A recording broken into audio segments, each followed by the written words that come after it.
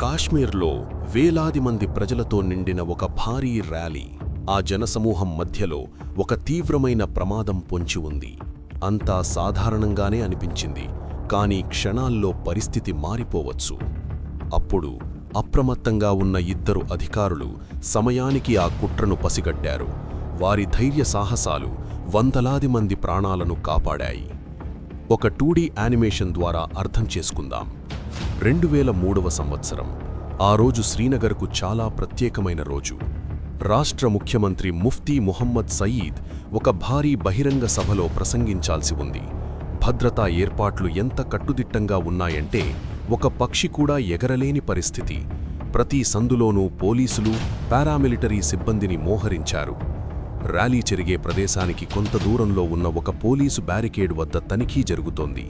సరిగ్గా అప్పుడే ఇద్దరు యువకులు సైకిళ్లపై ప్రత్యక్షమయ్యారు. వారి వయస్సు కేవలం 17 లేదా 18 సంవత్సరాలు మాత్రమే. వారి ముఖాలు అమాయకంగా ఉన్నాయి, కానీ వారి కళ్లలో ఒక వింతైన ఆందోళన తొంగిచూసింది. వారు సరిహద్దు దాటి శిక్షణ పొంది మనస్సులో విషంతో, సంచుల్లో మృత్యువుతో వచ్చారు. ఆగండి! బ్యారికేడ్ వద్ద కాపలాగా ఉన్న అనుభవిజ్ఞుడైన తారిక్ చేతితో సైగ చేస్తూ కఠినంగా అన్నాడు. ఆ ఇద్దరు అబ్బాయిలు తమ సైకిళ్లకు బ్రేకులు వేశారు.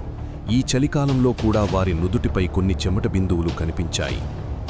మీరిద్దరూ ఎక్కడికి వెళుతున్నారు? మరియు ఈ విఐపి ప్రాంతానికి సైకిల్పై ఎందుకు వచ్చారు? అని తారిక్ తన తుపాకీని మరింత గట్టిగా పట్టుకుంటూ అరిగాడు. అతని పొదునైన చూపులు ఆ అబ్బాయిల ముఖ కవళికలను పరిశీలిస్తున్నాయి. వారిలో ఒకడైన ఆదిల్ తన కంగారును దాచుకుంటూ అమాయకంగా అన్నాడు, అయ్యా, మేము ముఫ్తీ సాహీబ్ ప్రసంగం వినడానికి వెళుతున్నాము. మేము గవర్నమెంట్ కొత్త పథకాల్లో కూడా పాల్గొనాలనుకుంటున్నాము. మాకు కారు లేదు, అందుకే సైకిల్పై వచ్చాము. తారిక్ వారిని పైనుంచి క్రిందికి తేరిపారచూశాడు. ఏదో అతన్ని కలవరపెడుతోంది. ఇంత చిన్న వయసు అబ్బాయిలు రాజకీయాలపై ఎందుకంత ఆసక్తి చూపిస్తున్నారు? తారిక్ అనుభవం అతన్ని హెచ్చరిస్తోంది. అతను తన వైర్లెస్ సెట్లోని బటన్ను నొక్కాడు. కంట్రోల్ రూమ్, చెక్ పాయింట్ 3 నుండి తారిక్ మాట్లాడుతున్నాడు. ఇద్దరు అనుమానాస్పద అబ్బాయిలపై ఒక కన్ను వేసి ఉంచండి.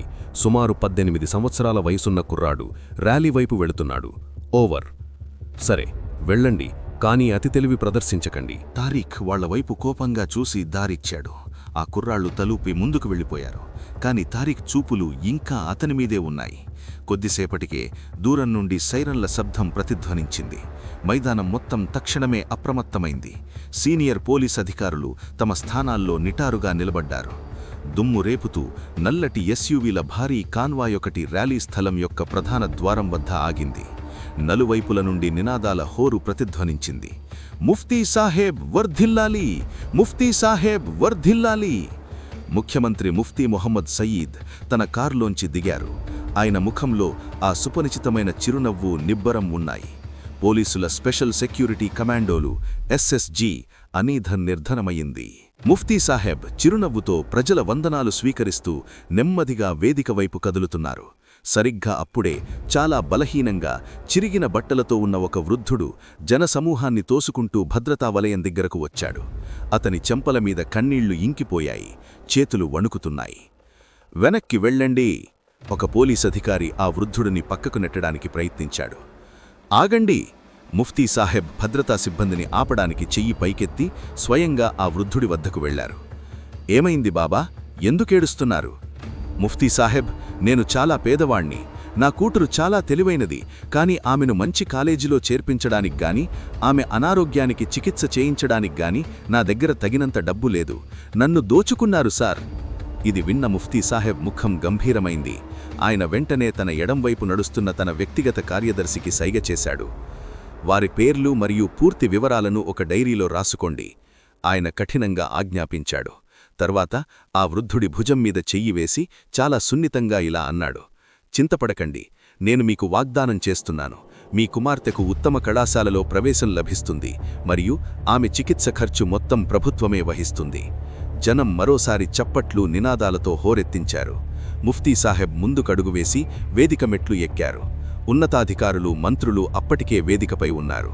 ముఫ్తీ సాహెబ్ మధ్యలో ఉన్న ప్రధాన కుర్చీలో సౌకర్యవంతంగా కూర్చున్నారు. కాని వేదికకు సరిగ్గా ముందు గుంపులో సిబ్బందిలో ఒకడు ఆయాసంతో ఊపిరి పీల్చుకుంటున్నాడు. అతడు అదే గార్డ్ తారీక్. తారిక్ కళ్ళు గుంపులోని అదే రెండబ్బాయిల కోసం వెతుకుతున్నాయి. అకస్మాత్తుగా అతని కళ్ళు కుర్చీలో కూర్చున్న ఆదిల్ అనే అబ్బాయిపై పడ్డాయి. కాని తారిక్ కాళ్ళు గడ్డకట్టాయి. ఇంకొక అబ్బాయి ఎక్కడా? తారిక్ ఆత్రంగా చుట్టూ చూశాడు. తన స్నేహితుడు కనిపించలేదు. అతని వెన్నులో చల్లని చెమట బిందువు జారింది. అతను వెంటనే తన కాలర్ మైక్రోఫోన్పై ఉన్న బటన్ను నొక్కాడు. హెచ్చరిక! ఆల్ఫా టీం హెచ్చరిక! నేను అనుమానిస్తున్న 2 అబ్బాయిలలో ఒకడు కనిపించడం లేదు. మళ్ళీ చెబుతున్నాను, ఒక అనుమానితుడు కనిపించడం లేదు. అతను వేదిక దగ్గర ఉండవచ్చని నేను అనుమానిస్తున్నాను. వెంటనే వీఐపీకి రక్షణ కల్పించండి. ఇప్పుడు కాపలాదారుల స్థానంలో కశ్మీర్ పోలీసు ప్రత్యేక అధికారులు వచ్చారు. వైర్లెస్లో ఆ సందేశం వినగానే ముఫ్టీలో ఉన్న అధికారుల ముఖాలు ఉద్రిక్తంగా మారాయి. వారు ఎవ్వరికీ కనపడకుండా 2వ అబ్బాయి కోసం వెర్రిగా వెతకడం మొదలుపెట్టారు. కాని ఆ 2వ అబ్బాయి ఫహద్ మరెక్కడా కాకుండా ఆ భారీ వేదికకు సరిగ్గా క్రింద ఉన్న చీకటిలో కూర్చొని ఉన్నాడు. వేదిక క్రింద చిమ్మ చీకటి, తడితో కూడిన దుర్వాసన. పైనుంచి ముఫ్తీ సాహిబ్ బరువైన అడుగుల చప్పుడు, జనసమూహం కోలాహలం వినిపిస్తున్నాయి. ఫహద్ చేతులు వేగంగా కదులుతున్నాయి. అతని ముందు ఒక టిఫిన్ బాక్స్ లాంటి వస్తువుంది. అది రిమోట్ కంట్రోల్డ్ ఐఈడీ బాంబు. అతని నుదుటి నుంచి చెమట తీగలపై పడుతోంది. ఎర్ర తీగను నీలి తీగకు కలపండి. అతను సర్క్యూట్ కనెక్ట్ చేస్తున్నప్పుడు అతని వేళ్లు కొద్దిగా వణుకుతున్నాయి. కాని అతను తనను తాను నియంత్రించుకున్నాడు. ఒక చిన్న పొరపాటు మరియు అతను ఇక్కడే ముక్కలు చేయబడతాడని అతనికి తెలుసు. వేదికపైన ముఫ్తీ మొహమ్మద్ సయీద్ నిలగడ్డాడు. మైక్ తీసుకుని పెద్ద గొంతుతో మాట్లాడ్డం మొదలుపెట్టాడు. నా ప్రియమైన కశ్మీర్ సోదర సోదరీమణులారా! ఆయన మాట్లాడిన వెంటనే మైదానమంతా చప్పట్లతో మారుమోగింది. ఉరుముల కరతాళ ధ్వనుల మధ్య వేదిక క్రింద కూర్చున్న ఫహద్ బాంబు చివరి వైరును బ్యాటరీకి కనెక్ట్ చేశాడు. సర్క్యూట్ పూర్తయింది. బాంబు యాక్టివేట్ అయింది. ఫహద్ జేబులోంచి చిన్న ఫోన్ తీశాడు. ఆమె త్వరగా తన వేళ్లను కీప్యాడ్ పైకి తరలించి బాంబు సెట్ అనే మెసేజ్ను టైప్ చేసింది. అతను సెండ్ బటన్ను నొక్కి శబ్దం లేకుండా స్టేజ్ వెనక నుండి పిల్లిలా పాకాడు. మరోవైపు గుంపులో కూర్చున్న ఆదిల్ జేబులో పెట్టుకున్న రేడియో ఫోన్లో చిన్నపాటి బీప్ వచ్చింది. ఆదిల్ ఫోన్ తీసి స్క్రీన్ వైపు చూశాడు. మెసేజ్ చదవగానే అతని ముఖంలో పైశాచికమైన మరియు చల్లని చిరునవ్వు కనిపించింది. మెల్లగా కుర్చీలోంచి లేచాడు. అతని కుడి చెయ్యి ఇప్పుడు అతని జాకెట్ యొక్క లోతైన జేబులో ఉంది. అక్కడ అతని వేళ్లు చిన్న రిమోట్ యొక్క ఎర్ర బటన్ను పట్టుకుంటున్నాయి. వేదికపైన ముఫ్తీ సాహెబు ప్రసంగిస్తున్నాడు మరియు ఆదిల్ నెమ్మదిగా జనం నుండి బయటకు వెళ్లడం ప్రారంభించాడు. ఆదిల్ జనాన్ని చీల్చుకుంటూ నెమ్మదిగా వెనక్కు కదులుతున్నాడు. అతని గుండె చప్పుడు అతని చెవుల్లో సుత్తిలా మోగుతోంది. బాంబు పేలుడు వ్యాసార్థం చాలా పెద్దదని అతనికి తెలుసు. భూమి మధ్యలో రిమోట్ నొక్కితే ఈ మంటల్లో అతనే కాలి బూడిదయ్యాడు. అతనికి కావలసిందల్లా కొన్ని మీటర్ల దూరంలో అతను వినాశనాన్ని చూడగలిగే మరియు ఇప్పటికీ జీవించగలిగే ప్రదేశం. కాని అకస్మాత్తుగా అతని అడుగులు ఆగిపోయాయి. సరిగ్గా అతని ఎదురుగా నిలబడి గేటు దగ్గర అతన్ని ఆపిన అధికారి అదే. అతని కళ్ళు గద్దలా ఆదిల్ వైపు చూస్తున్నాయి. వేచి ఉండండి. అది ఆదిల్ కాళ్లకు సంకెళ్లు వేసేంత తీవ్రత ఆ అధికారి గొంతులో ఉంది. మీరు ఎక్కడికి వెడుతున్నారు? ముఫ్తీ సాహెబ్ ప్రసంగం ఇప్పుడే ప్రారంభమైంది. ప్రదర్శన ముగిసేలేదు. కాశ్మీర్ మొత్తం వింటోంది. మరియు మీరు తిరిగి వెళుతున్నారా? ఆదిల్ ఉమ్మి మ్రింగేశాడు. ఈ చలిలోనూ అతని నుదుటిపై చెమట మెరుస్తోంది. అతను తన వాయిస్ని నార్మల్గా ఉంచడానికి తన సాయశక్తులా ప్రయత్నిస్తున్నాడని చెప్పాడు. అవును, నాకు దాహం వేసింది. నేను నీళ్లు తాగడానికి అక్కడికి వెళుతున్నాను. అధికారి ముందుకు వెళ్లి అతని ముందు నిలబడ్డాడు. ఇద్దరి మధ్య దూరం ఇప్పుడు ముగిసింది.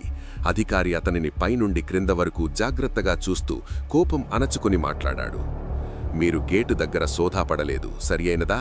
నేను అందరినీ తీసుకున్నాను, కానీ మీరు ఆ సమయంలో ముందుకు వెళ్లారు. మరియు నిజం చెప్పాలంటే నాకిక్కడి నుండి వచ్చిన వాడిలా కూడా మీకు అనిపించడం లేదు. మీ మాట తీరు, మీ వేషం అన్నీ వేరు. చెప్పు, మీ ఇల్లు ఎక్కడుంది?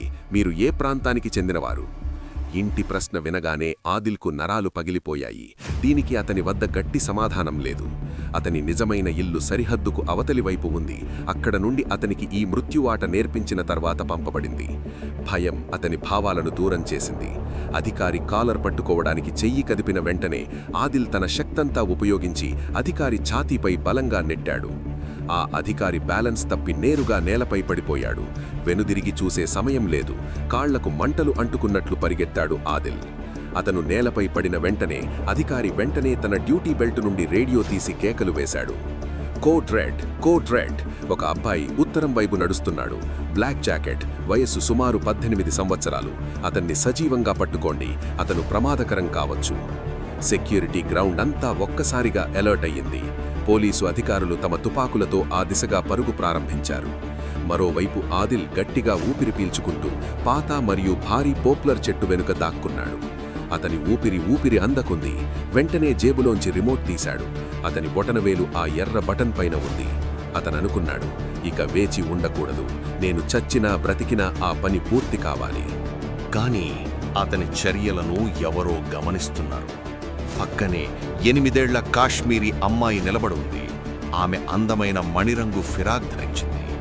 ఈ గుంపు మరియు శబ్దానికి దూరంగా ఆమె అక్కడ ఆడుతోంది. ఈ వింత బాలుడు దిక్కుతోచని స్థితిలో పారిపోయి చెట్టు వెనుక దాక్కోవడం చూసింది. ఆ అమ్మాయి అమాయక కళ్లల్లో భయం, ప్రశ్నలు. పోలీసు అధికారులు ఆయుధాలతో పరిగెత్తుకుంటూ రావడంతో బాలుడు అకస్మాత్తుగా ఎక్కడ అదృశ్యమయ్యాడో అర్థం కాలేదు. అప్పుడు చిన్న అమ్మాయి ఒక అధికారి వద్దకు పరిగెత్తి తన చిటికెన వేలుతో ఆ చెట్టువైపు చూపిస్తూ అమాయకంగా మాట్లాడింది. అన్నయ్య, ఆ తమ్ముడిప్పుడే పారిపోయి ఆ చెట్టు వెనుక దాక్కున్నాడు. బాలిక ఇలా చెప్పడంతో అధికారుల కళ్ళు ఆ చెట్టుపైనే పడ్డాయి. ఒక్క క్షణం కూడా వృధా చేయకుండా ఆ అధికారి తన పిస్టల్ని తీసి మెరుపు వేగంతో చెట్టు వెనుకకు దూసుకుపోయాడు. ఆదిల్ బటన్ నొక్కబోతుండగా అధికారి ముందుకు వచ్చి తన చేతిపై బలంగా తన్నాడు. అతని చేతిలోంచి రిమోట్ జారి నేలమీద పడింది. మరుక్షణంలో మరో 2 అధికారులు వచ్చి ఆదిల్ని నేలపై పడవేసి 2 చేతులను వీపు వెనుకకు తిప్పి అడ్డుకోవడం ప్రారంభించారు. సార్, నేనేమీ చెయ్యలేదు. దేవుని కొరకు నన్ను వెళ్ళనివ్వండి. నేను నిర్దోషిని. ఆదిల్ నొప్పి మరియు భయంతో అరవడం ప్రారంభించాడు. పట్టుబడతామనే భయం ఇప్పుడు అతని గొంతులో స్పష్టంగా కనిపిస్తోంది. కాని అధికారి అతని మాట వినలేదు. అతను తన మోకాలను ఆదిల్ వీపుపై ఉంచి వెంటనే అతని జేబులు వెతకడం ప్రారంభించాడు. అప్పుడు అధికారి కళ్ళు ఆదిల్ నేలపై పడేసిన చిన్న నల్లటి పరికరంపై పడ్డాయి. ఇది ఒక చిన్న యాంటెనా మరియు ఎర్ర బటన్ను కలిగి ఉంది. ఆ పరికరాన్ని అధికారి తీసుకున్నాడు. కోపంతో, భయంతో అతని ముఖం ఎర్రబడింది. ఇది అతను ఆదిల్ జుట్టు పట్టుకుని గర్జిస్తూ అతని ముఖం పైకి లాగాడు. త్వరగా చెప్పురా వెధవా, ఇదేంటి? ఇది ఎలాంటి రిమోటు? నిజం చెప్పు, లేకపోతే నిన్ను ఇక్కడే పేల్చేస్తాను. మృత్యువు అంత దగ్గరగా వచ్చి చివరికి దొరికిపోవడంతో ఆదిల్ ధైర్యం నశించింది. అతను గట్టిగా అరిచాడు, ఇది బాంబు రిమోటు. నా భాగస్వామి దీన్ని వేదిక కింద పెట్టాడు. దీన్ని నొక్కితే అంతా నాశనమైపోతుంది. వేదిక కింద బాంబా? ఆ అధికారికి తన కాళ్ల కింద భూమి కుంగిపోతున్నట్లు అనిపించింది. రాష్ట్ర ముఖ్యమంత్రి వేలాది మందితో పాటు అక్కడ కూర్చొని ఉన్నారు. ఎవరైనా పొరపాటున ఈ బటన్ నొక్కితే ఆ ఆలోచనే అతని వెన్నులో వణుకు పుట్టించింది. రెండవ ఆలోచన లేకుండా ఆ అధికారి రిమోట్ను నేలపై పెట్టి అది ముక్కలైపోయేంతవరకు తన బరువైన పోలీసు బూట్లతో నలిపివేశాడు. షార్ట్ సర్క్యూట్ గాని లేదా ఇతర సిగ్నల్ గాని వేదికకు చేరకూడదనే ఉద్దేశంతో ఆ రిమోట్ను ధ్వంసం చేశాడు. రిమోట్ను పగలగొట్టిన వెంటనే ఆ అధికారి తన కాలర్లోని మైక్రోఫోన్ను పట్టుకుని గట్టిగా అరిచాడు, వీఐపీని ఖాళీ చేయించండి.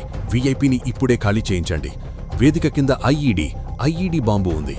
మళ్ళీ చెబుతున్నాను, వేదిక కింద బాంబు ఉంది. వెంటనే బాంబ్ స్క్వాడ్ను వేదిక వద్దకు పంపి వేదికను ఖాళీ చేయించండి. మరుక్షణమే ర్యాలీలో అత్యంత నియంత్రిత భయాందోళన చెలరేగింది. భద్రతా కమాండోలు, ఎస్ఎస్జీ వెంటనే ముఫ్తీ మహమ్మద్ సాయిబీ చుట్టుముట్టి ఆయనను వేదిక నుండి సురక్షితంగా కిందకు దించి ఆయన బుల్లెట్ ప్రూఫ్ వాహనంలో ఎక్కించి అక్కడి నుండి వెళ్లిపోయారు. భయాందోళనలు సృష్టించకుండా జనసమూహాన్ని నెమ్మదిగా వెనక్కి నెట్టారు. కొన్ని నిమిషాల్లోనే బాంబ్ డిస్పోజల్ స్క్వాడ్ BDS తమ భారీ రక్షణ సూట్లలో వేదిక కింద ఉన్న చీకటి ప్రదేశానికి చేరుకున్నారు. అక్కడ ఫహద్ కొద్ది క్షణాల క్రితం అమర్చిన అదే టిఫిన్ బాంబును వారు కనుగొన్నారు. ప్రేక్షకులందరూ నిశ్చేష్టులై నిలబడ్డారు. బీడీఎస్ నిపుణుడు నుదుటి నుండి చెమట బిందువులు కారుతుండగా తన వైర్ కటర్లను బయటకు తీశాడు. అతను ఎరుపు, నీలం తీగలను జాగ్రత్తగా పరిశీలించి ఆ తర్వాత ప్రధాన విద్యుత్ తీగను ఒక్కసారిగా తూసేశాడు. టైమర్ స్క్రీన్పై మినుకుమినుకుమంటున్న ఎర్ర లైటు శాశ్వతంగా ఆరిపోయింది. బాంబు నిర్వీర్యమైంది. ఆ అధికారి ఒక దీర్ఘశ్వాస తీసుకుని నేలపై పడి ఉన్న ఆదిల్ను కోపంగా చూశాడు. ఈరోజు ఒక అమాయక అమ్మాయి మరియు విధి వేలాది మంది ప్రాణాలను కాపాడాయి. కాని కథ ఇంకా ముగియలేదు. ఫహద్ అనే మరో బాలుడు ఇంకా పరారీలోనే ఉన్నాడు. ఈ వీడియో కేవలం అవగాహన మరియు వినోదం కోసం రూపొందించబడింది. ఇందులో చిత్రీకరించిన కథ కల్పితం మరియు ఏ విధమైన హింసను ప్రోత్సహించే ఉద్దేశం లేదు. మన దేశంలోని ధైర్యవంతులైన అధికారులు మరియు భద్రతా దళాల అప్రమత్తత, ధైర్యం మరియు బాధ్యతను గౌరవించడానికే మేము ఈ కథను అందిస్తున్నాము.